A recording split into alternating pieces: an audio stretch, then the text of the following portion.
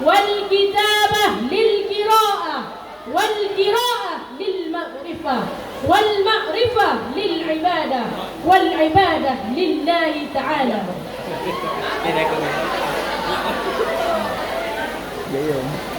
Langkah yang kebun hana kata yang paling indah selain tapujo ilahi rabbi, yaitu patuh Allah subhanahu wa ta'ala, yang mana Allah subhanahu wa ta'ala kalau beri untuk katanya merimai-rimai nikmat.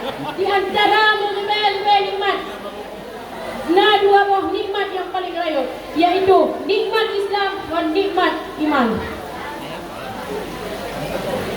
Dan selawat bertegakan saling mariku tanya sampaikan kepada seorang proklamator dunia yang bertiar Habibullah dan berpangkat Rasulullah. Satu gopnyan adalah baginda Rasulullah sallallahu alaihi wasallam, yang mana oleh baginda Rasulullah kalau ditarik umatnya dari alam jahiliyah sampai alam Islamiyah, seperti yang saya dirasakan pada saat ini.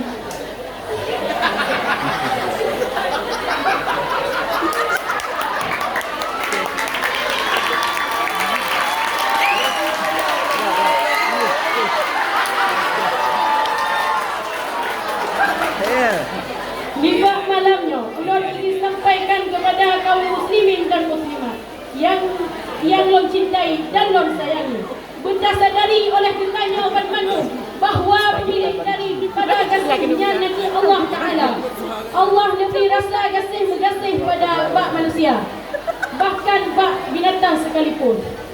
Saling sayang dua uruci sayang ke anak, guru sayang ke murid, murid sayang ke guru, dan begitu-begitu lainnya.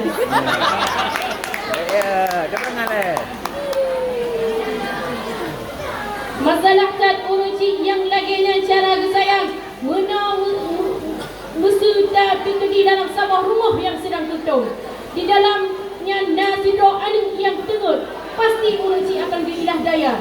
Gepugo dan gebahu anu yang baik tutup. Nyo benar? Nyo. Munya dah banding apui tutup rumah dengan apui neraka.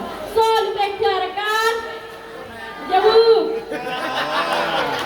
Tuntel mereka apui neraka. Nah, musibah punya hana tak ibadah ke Allah, maka akan hidup dalam apui neraka. Semestinya uruci kuno gepaksa kopnya nya diteng sembahyang jukilah daya boleh berat tiba ditakut potongan apui dunia.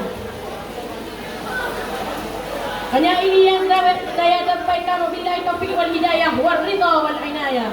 Assalamualaikum warahmatullahi wabarakatuh.